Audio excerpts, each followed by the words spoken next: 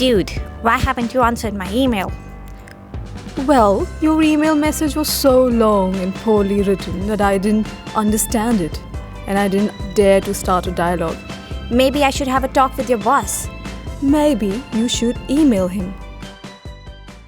Hello everyone, I am Dr. Pradnya Chitrao, Associate Professor at Symbiosis Institute of Management Studies, that is SIMS, which is a constituent of Symbiosis International Deemed University, Pune.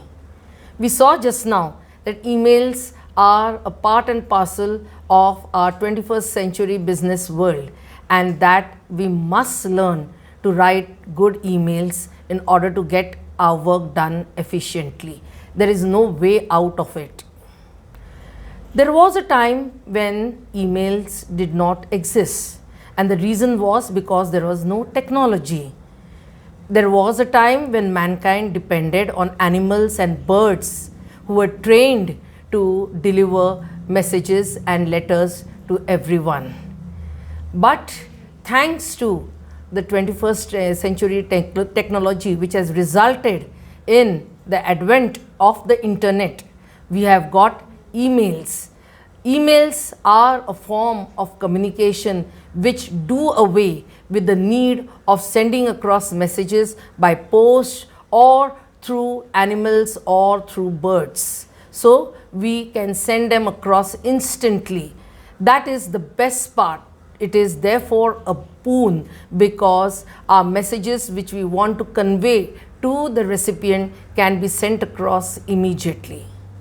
But it is also a curse because having formulated a message, we tend to press the send button too quickly without reading through the message, and so it can be a curse. Now, as I said, technology is today very much an important feature of the 21st century, which resulted in this internet, which in turn has enabled email writing. We can send across emails very quickly without much cost, and therefore technology is something which we are using in the business correspondence world, whether it is oral communication or written communication. But there are also certain cases where the emails are not effective. We send across an email and we get either no response, or even if we get a response, that response shows that the recipient has missed out on an important part or an important element of the message. So the desired effect does not take place. Now, what do we do about this?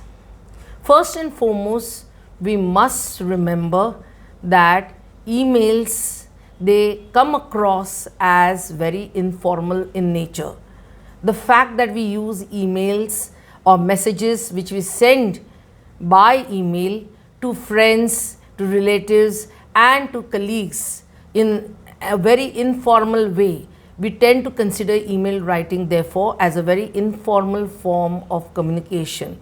But emails in the business world are very, very formal, and today they are also considered as legal evidence. Today in the business world, we send across memos, we send across business proposals. Candidates also send across applications through emails. So it is very important, and therefore we must learn to write emails very carefully and realize that they are a very formal means of communication.